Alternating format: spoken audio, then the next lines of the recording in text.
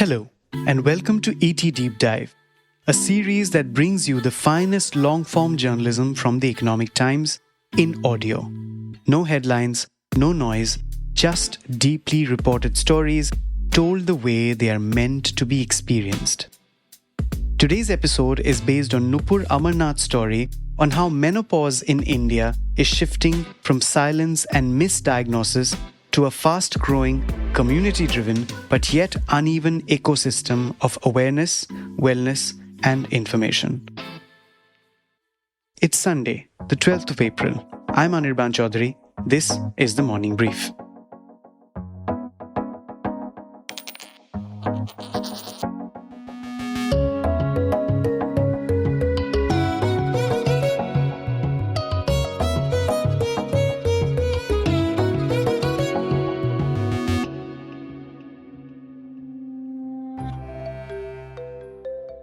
Ankita Vamburkar, a 39-year-old jewelry entrepreneur from Gurgaon, spent years confused and distressed.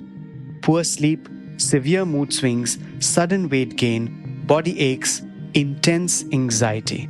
All of this with no clear cause.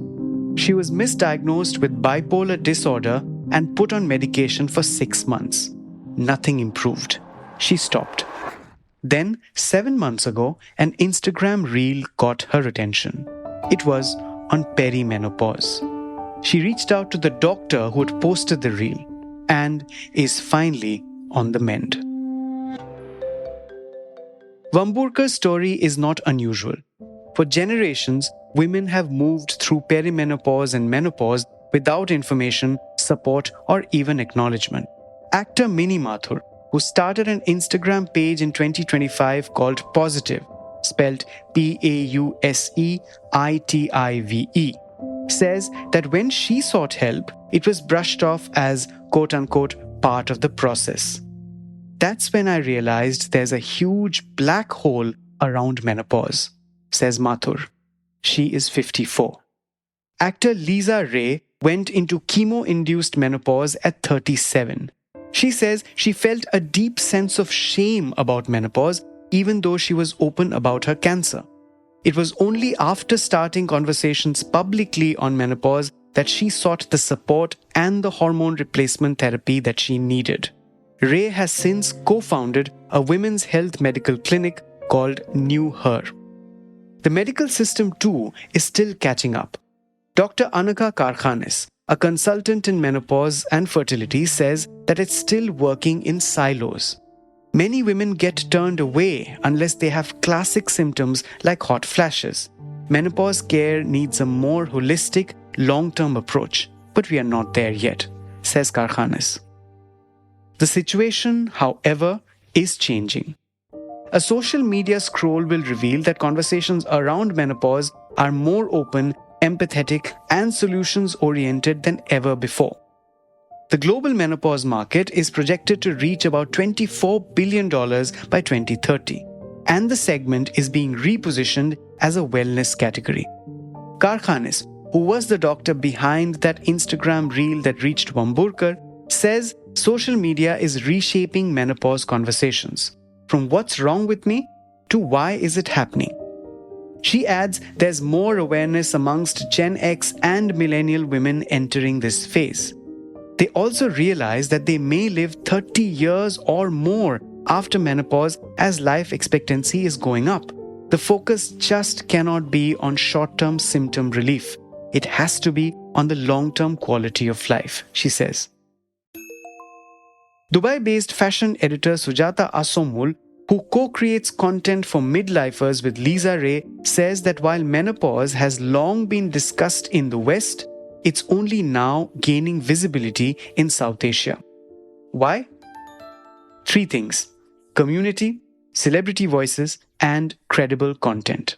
Karkhanis says community can be incredibly helpful for support, with women learning from and sharing with each other. Dubai-based marketer Kamal Kapoor says her menopause looked easier when she read about other stories. Ruchita Dar Shah of Fabulous Midlife Club plans physical, offline meetups because Instagram has its limitations. perimenopause is completely unpredictable, she says. That's why women need spaces to share, compare, and learn from each other, whether it's through conversations, WhatsApp groups, or online meetups.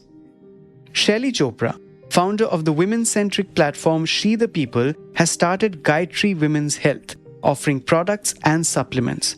She's now including workshops, wellness retreats, and talks about menopause at the workplace. Her data point is in fact striking. Nearly 80% of menopause content that Indian women consume is rooted in Western experiences. We need to build for the Indian female experience, not import it, she says. She also notes that nearly 80% of menopause management is about lifestyle, nutrition, strength training, mental health, and consistent habits. And that the most meaningful communities combine science with sisterhood. Tamanna Singh, founder of Menoveda, an Ayurvedic supplements brand, calls menopause in India a tipping point, moving from a private biological experience to a public conversation, signaling what she terms a cultural reset. More and more celebrities are opening up about their menopause journey. Actors like Lisa Ray, Minnie Mathur, and Soha Ali Khan are examples. Mathur herself completed an 18-month course from the US to become a certified hormone and nutrition coach.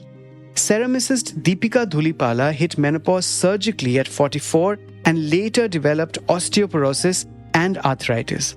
She follows doctors on social media for breakthroughs while working with a fitness coach. Mumbai-based educator Shweta Sankla says that she has found nutritionists and gained knowledge on supplements through digital communities. But, and this is important, not everyone in this space is trustworthy. Physics researcher Ankita Ray, aged 34, follows influencer Anna Mae Groves to learn about perimenopause specifically because, as she puts it, she does not push products. Asumul, cited earlier in this episode, herself pulled back from menopause content after coaches, supplements, and brand tie-ins rushed in and the space got increasingly monetized. Singh of Menoveda warns of what she calls meno-washing.